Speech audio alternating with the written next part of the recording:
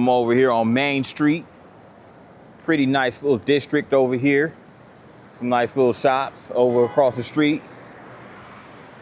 But you have right here, you have the Richmond main library downtown. And this particular part is called the Richmond Library Park. So in the rear of the library, they have a library park that was built in 1998. And you have this little fountain right here, which was the gift of the Mary Morton Parsons Foundation. So really nice fountain right over here. They have some iron benches and seats over here. So pretty nice little park outside the library.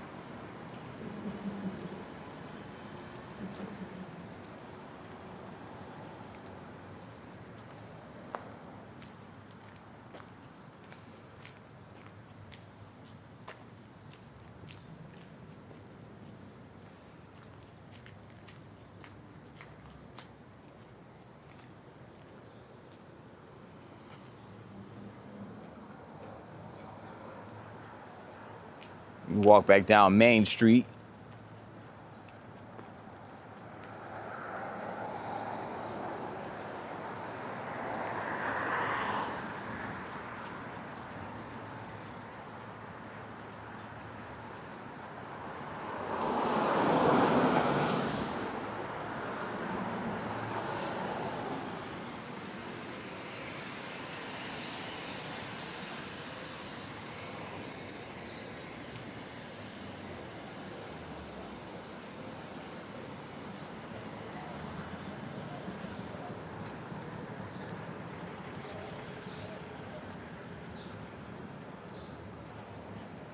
Again, there's buildings that could be seen, but it's covered up by fog. So again, very foggy morning. Very foggy morning. But it's early. It's not even 9 a.m. yet. So as time goes on, I'm sure in the afternoon, the fog will probably dissipate. But for now, yeah. It's like quite a few cool buildings that are obstructed by the fog.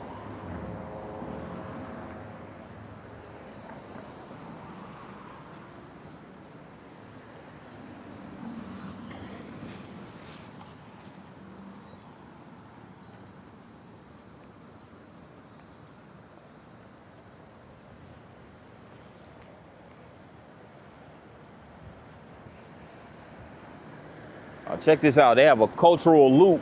They have a trolley that loops around here in Richmond Saturdays and Sundays, but only in November and December. So it's seasonal. So they have a seasonal trolley. Interesting.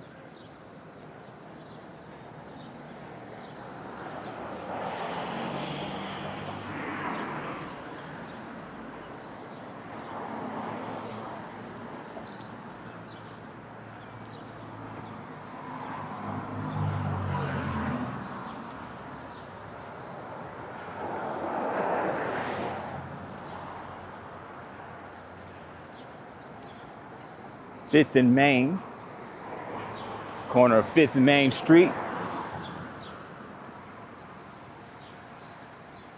It's a nice little old classical building right here. 5th and Main Hodgepodge, antiques, gifts, and accessories. Okay.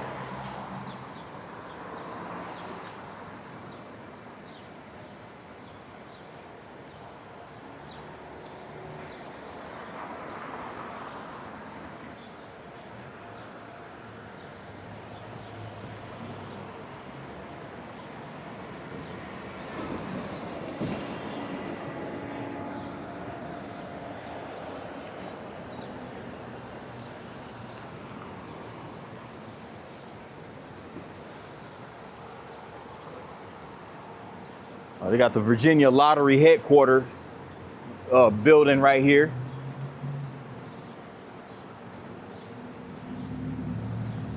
My home state doesn't even have a lottery. Alabama doesn't have a lottery, but they do have a lottery in practically every other state in America. I think there's only like 3 or 4 states that don't have a lottery, and Alabama's one of them. Yeah, that's the Virginia Lottery building right there.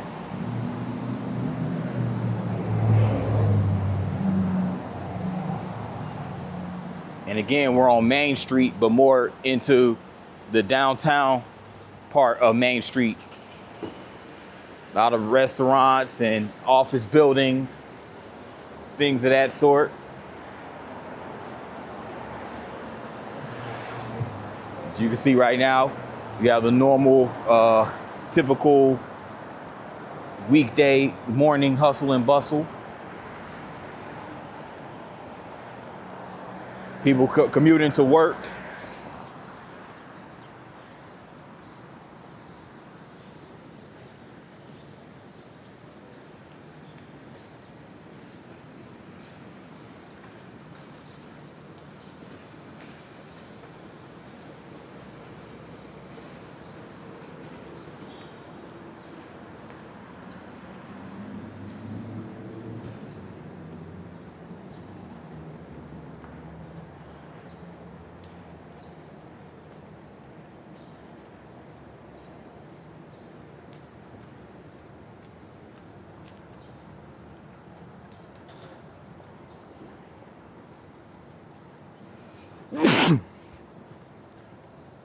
Excuse me, guys.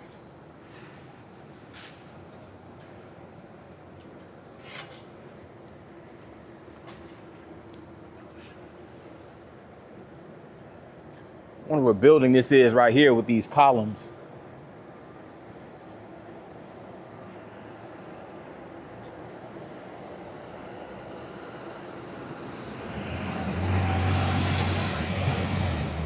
Residences at Richmond Trust. So is it a residential building?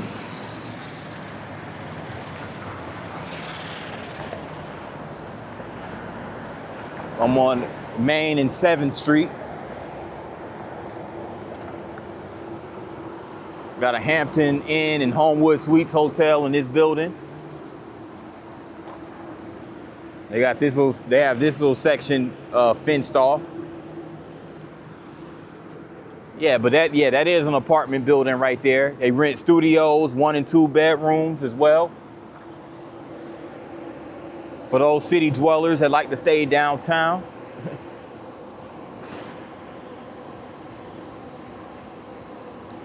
Not everyone's cup of tea, including mine.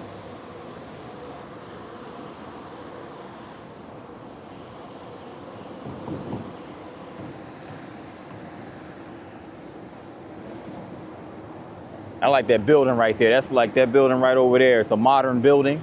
It's like a modern office building. Again, it's down 7th Street. And this building is actually called 8th and Main, as it intersects 8th and Main Street.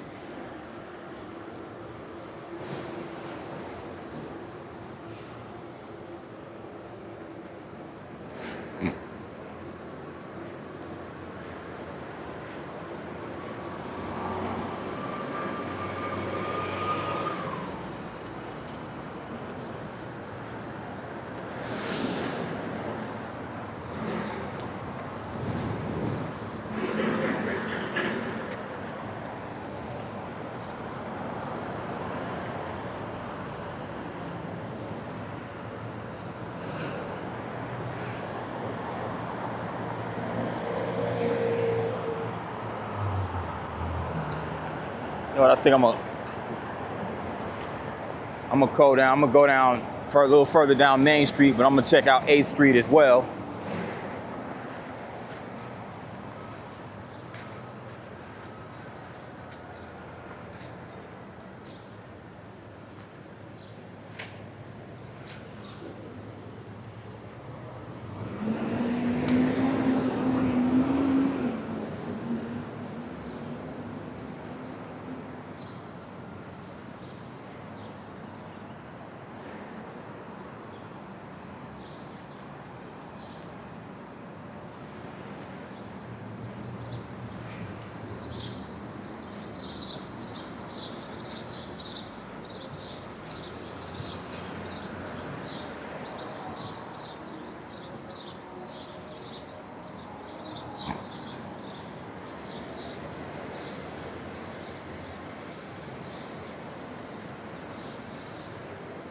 So actually, this was once the first National Bank building. This building right here, the first National Bank building, was actually placed on the National Register of Historic Places by the U.S. Department of the Interior. But now it actually has luxury apartments, as you can see from this ad right here. Now leasing luxury apartments. So them things it's easily a couple thousand. It's a couple of stacks at least for rent here, I can imagine. I mean, it's right here downtown, and it's in this historical building. Yeah, that's the building right there, First National Bank. Interesting that like I said, they use these historical buildings for residences, but that goes to show you the rapid growth of a lot of these cities. They have to convert a lot of these buildings into apartments in order to accommodate the growing population. So it makes sense. Looks like another apartment building right there as well.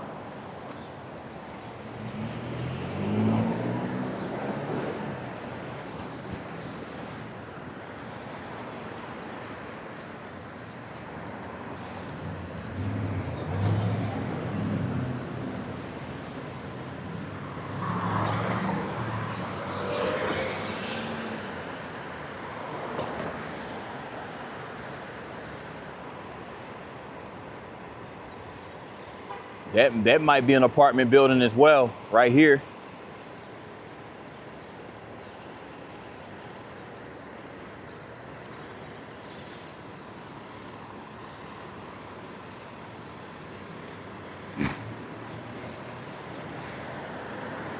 But here's a historical site right here. This is where a Richmond evacuation fire took place. After midnight on April 3rd, 1865, Confederate soldiers set fire to several tobacco warehouses nearby on orders from Lieutenant General Richards S. Ewell as the Army evacuated Richmond and marched west. Two distinct fires spread rapidly throughout the commercial and industrial sections of the capital. The core of the burned out area, some 35 blocks, extended from the James River in some areas as far north as Capitol Square.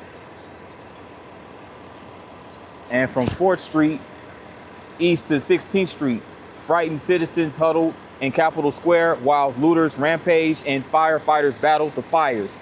The Union Army, which occupied the city early on April 3rd, finally brought the fires under control in the afternoon. So, of course, those fires were deliberately set in the midst of the Civil War by the Confederate soldiers, and the Union Army had to come and basically occupy the city and put out those fires. So very wild times during that Civil War era. This is one Capitol Square building. I'm gonna proceed down 8th Street momentarily. Walking down 8th Street now, and the first thing I encountered that caught my eye is this really nice mural of this ship. I think they call them clipper ships, but at any rate, it illustrates 1607, which was the Jamestown colony. As you can see, I think a lot of those European settlers came through on this particular ship in Jamestown in London in 1607.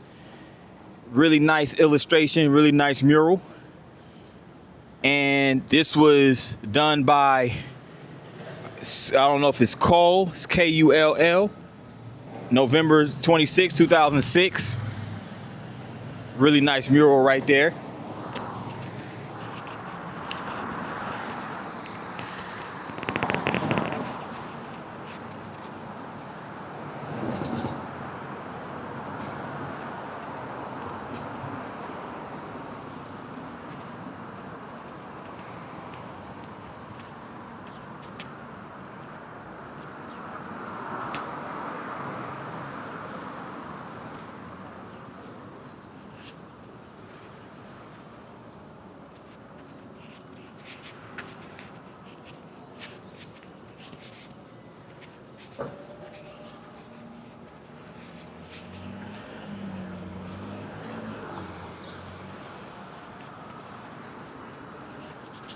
This looks like a courthouse right here, courthouse building.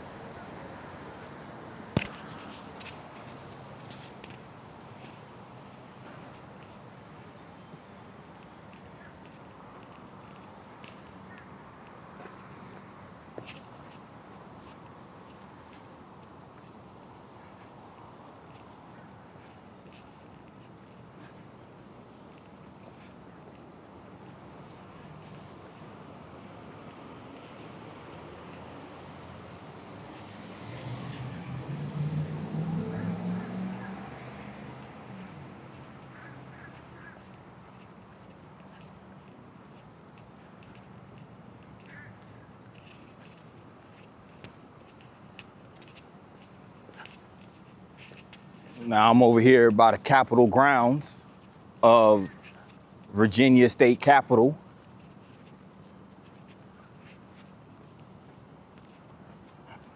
Really nicely landscaped Capitol grounds.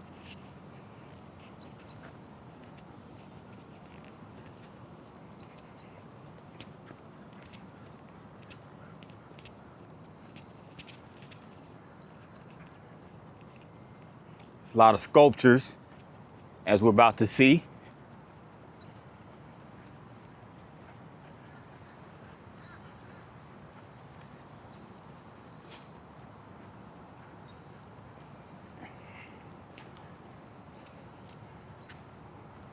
And basically right over here, they have what's called the Voices from the Garden, Virginia Women's Monument.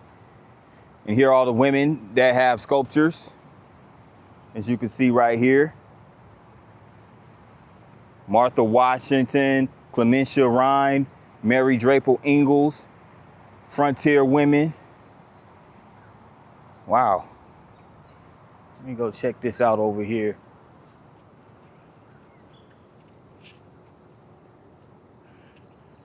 This is really dope right here. She's leading the charge with the sign, Voters for Women.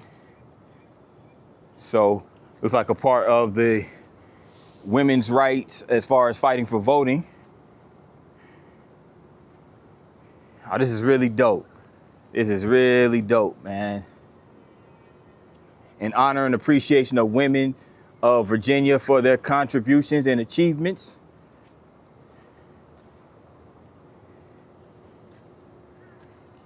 It did not come up in a might the women's movement, and it's no danger of perishing from view. It is here to stay and grow. Indestructible movement and with an ever increasing depth and velocity, and it's going to revolutionize the world. And this is from Mary Johnston in 1912. Really nice quote. But yeah, these are some really dope sculptures right here. Really nice. Look at this sister right here. I think she's a frontier woman right here.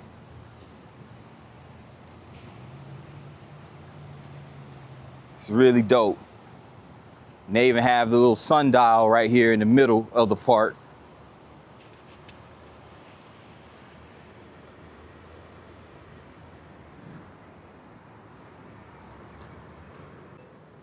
My battery had died while I was getting all the ladies' sculptures of the Capitol grounds, but fortunately I'm back.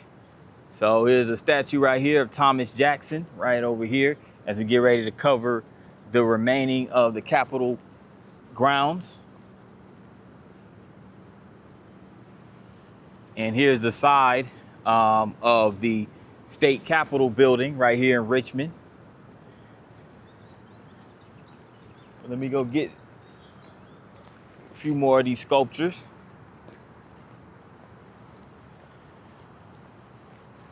Because over here, this Capitol, this is probably going to be the biggest Capitol grounds that I have vlogged in thus far. Out of all the state capitals that I visited. I mean, these grounds are really extensive, multiple sculptures. Here's one of Hunter Holmes McGuire, MD. But I'm gonna go over here to the grounds here shortly, over to the more to like the central part of it.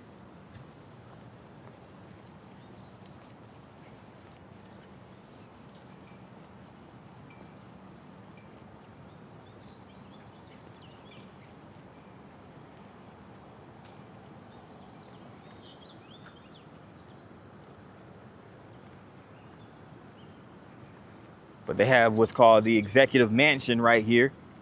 So the Executive Mansion, that's where the governor usually stays at. It's the governor's mansion. And also from over here, you have some really good landscape. Nice view of the downtown buildings.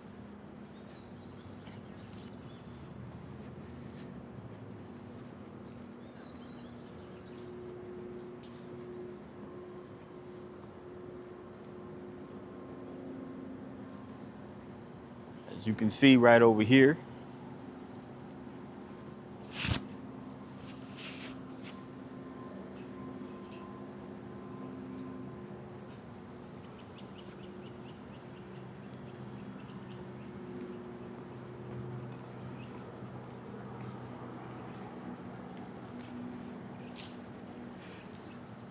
But this is the front of the Virginia's Executive Mansion, and it was designed by renowned Boston architect Alexander Parrish and completed in 1813.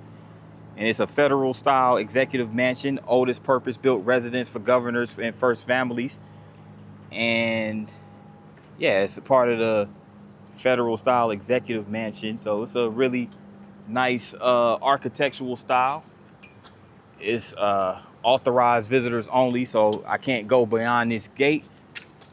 But you can see right over here, they have a fountain and a bunch of really nicely manicured lawn, bunch of flowers, and really nicely landscaped.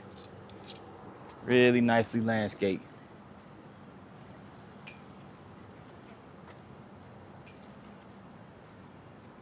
So the garden was designed by prominent landscape architect Charles Gillette in the 1950s. So yeah, this is probably the most extensive state capitol grounds that I've seen thus far. Like I said, I haven't nowhere near been to all the state capitals, but I've been to quite a few of them in my vlogging endeavors.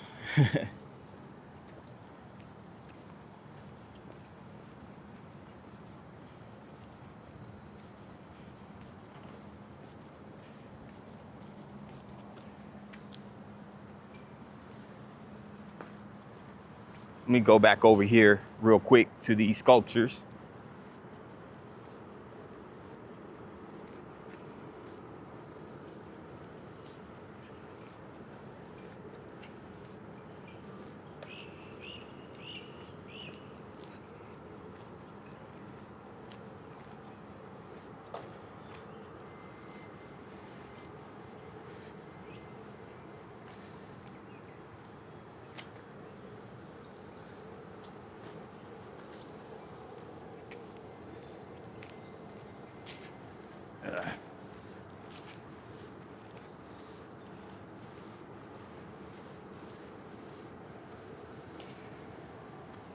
And this is a really nice sculpture right here. It seemed like reaching for the moon, Barbara Johns. So it looks like a bunch of individuals right here that are picketing and protesting. And there's Barbara Johns right there in the front.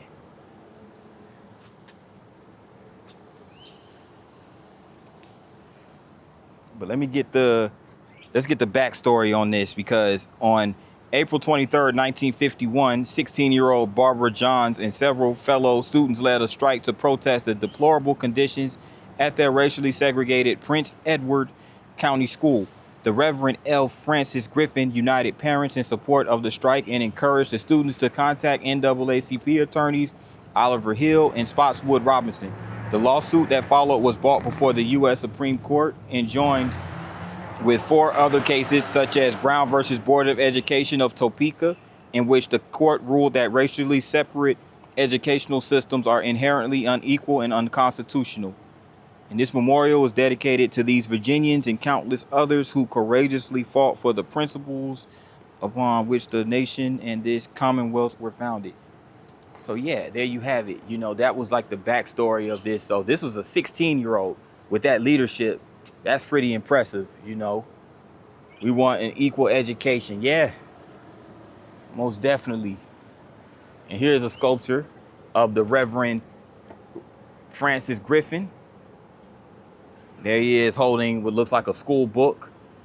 Or no, excuse me, the Bible. Excuse me, that's a Bible right there. So yeah, really nice.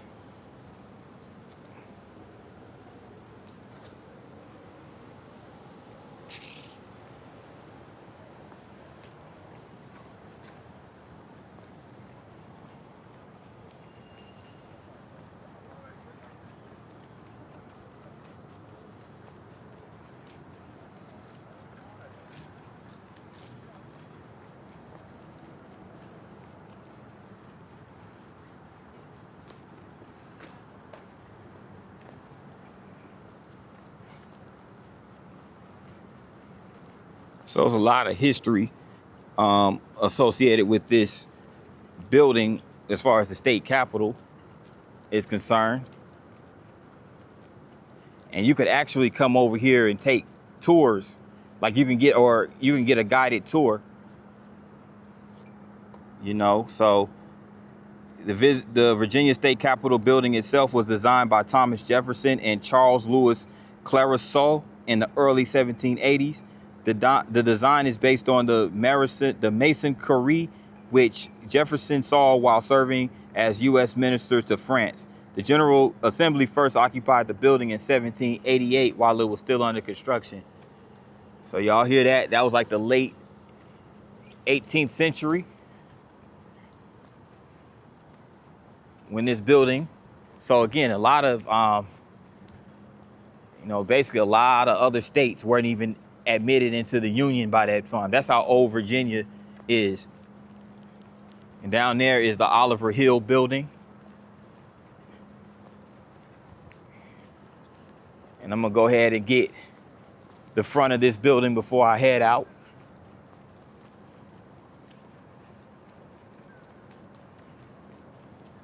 Before I head out of Richmond. Or at least downtown area. And there they actually have the U.S. Court of Appeals right down there. It's that building that's in the forefront of the other taller buildings behind it. Yep, that's with that that kind of like that terracotta roof. That's the U.S. Court of Appeals building. And there you have the front of the state capitol. As you can see, again, this was designed in 1787. Perhaps one of the oldest Capitol buildings, if not the oldest Capitol buildings in America, for sure. And you get this nice panoramic view of the downtown area. So it's a really cool view. Can't beat it with a stick.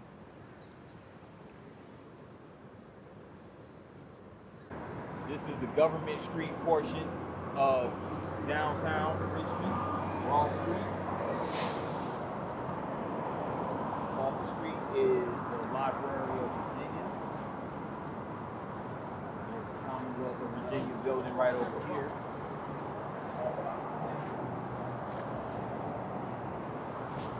On the corner of 9th and Broad is the Library of Virginia. So apparently they have a big library, this building right there. So I'm guessing that's a huge library of archives of Virginia. This is the General Assembly building right here.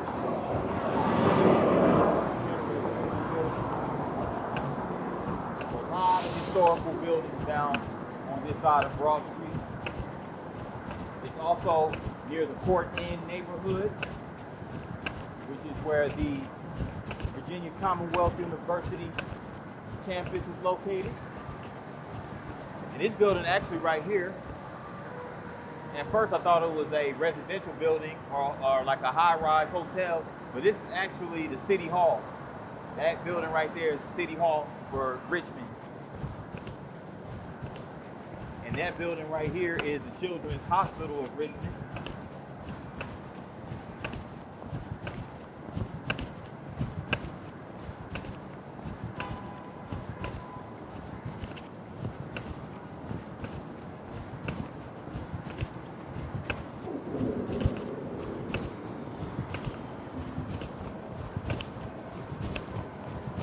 Also, about a block from here is the Virginia Capitol, State Capitol building.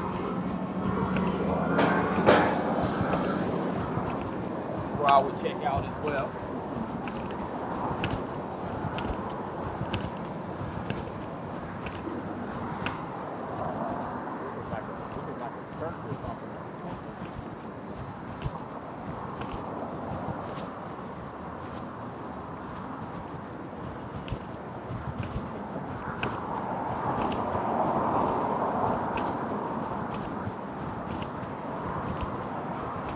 Children's Hospital once again.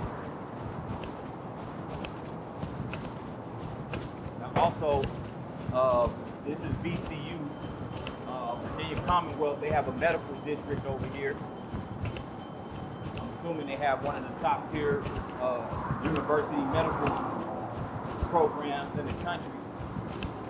It would not surprise me if they did.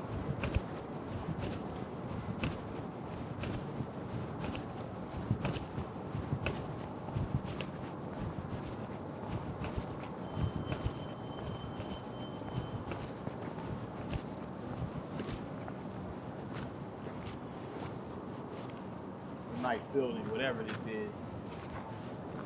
I guess it's one of the government buildings.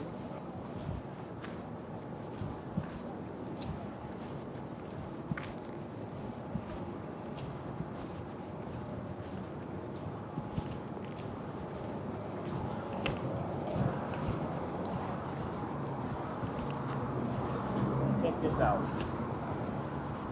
Here's a major Supreme Court case you guys probably heard about. I remember reading about it myself. It's called Loving versus Virginia. And this is a Supreme Court case where Richard Loving and Mildred Jeter defined under Virginia's 1924 Racial Integrity Act as an interracial couple married in June 1958 in Washington, D.C. and returned home to Caroline County. Arrested in July for violating Virginia's laws against interracial marriage, the Lovings were convicted and sentenced to 1 year in jail, suspended on the condition that they leave Virginia. In 1963, they obtained help from the American Civil Liberties Union which unsuccessfully sought to reverse their convictions in the state courts of Virginia and then appealed to the U.S. Supreme Court, which in the case Loving versus Virginia in 1967 overturned all state laws restricting marriage on the basis of race. So that's where it all started, right here with the Loving case in 1960s. Of course, you know, interracial marriage was severely outlawed in the United States, especially down south. So that Supreme Court case made it to where basically, you know, it was unconstitutional for any state to restrict interracial marriage by law. So shout out to the Loving versus Virginia case.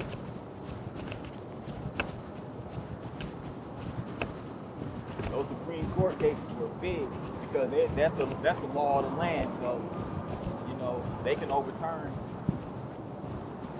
those convictions and those state laws and everything like that.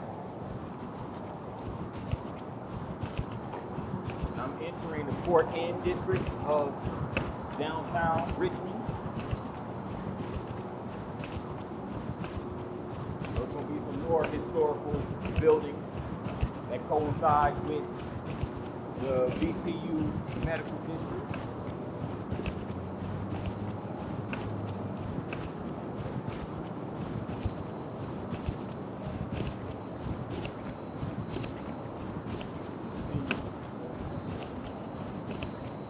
There's a lot of health clinics down this way. Med students, everything like that.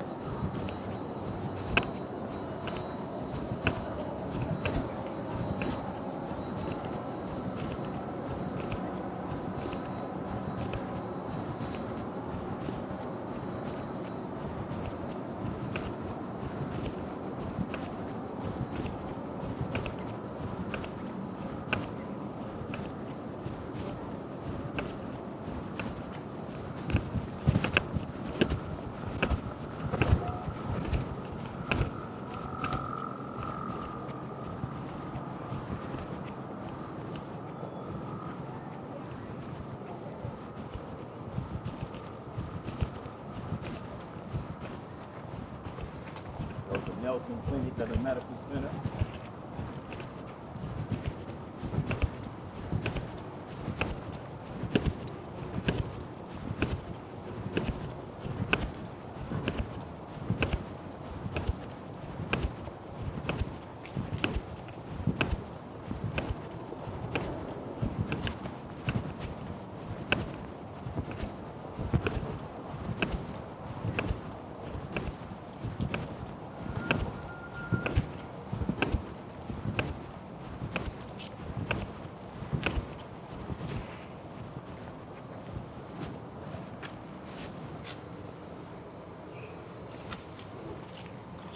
Richmond History Center.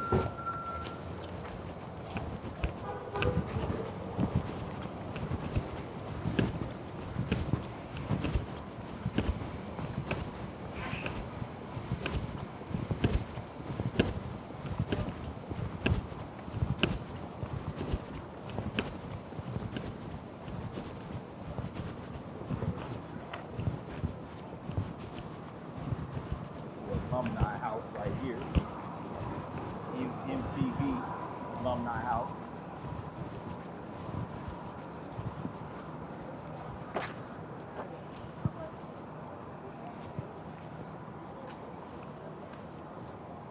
And right here is a historical landmark called the Wickham Valentine House, which is where attorney John Wickham lived at beginning in 1790. He was a prominent lawyer who helped defend Aaron Burr against treason charges in 1807. Alexander Paris designed this neoclassical house built here for Wickham in 1812. Wickham's family, including second wife Elizabeth and 19 children, lived here until 1853. More than 15 enslaved African Americans worked in the house. Entrepreneur Man S. Valentine purchased the property in 1882 and displayed his archaeological and ethnographic collections here. In 1898, the house was opened as the Valentine Museum. And this is it right here. It got the Wickham Valentine House. Now, Wow, so it's definitely big enough to accommodate 19 children for sure. Neoclassical style architecture.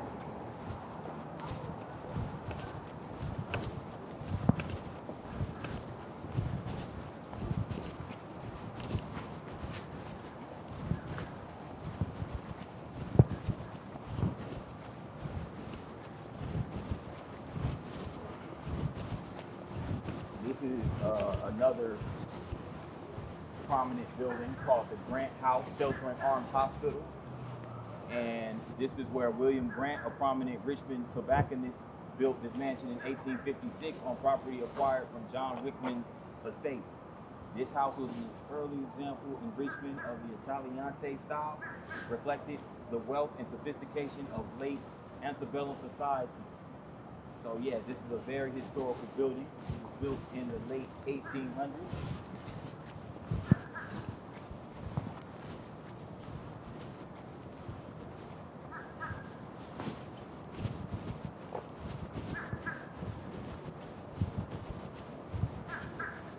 This is the Valentine Museum right here.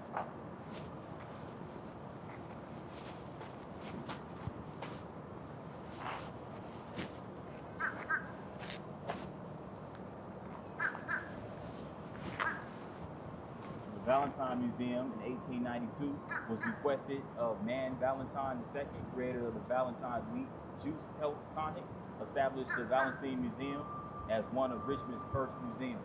He sought to create a museum devoted to the art, history, and culture of the world. First headquartered in the Wickman Valentine House, the museum expanded to include the Edward Valentine Sculpture Studio. So it has a house and a garden. So again, this was built in 1892. So a lot of historically important buildings in this particular area.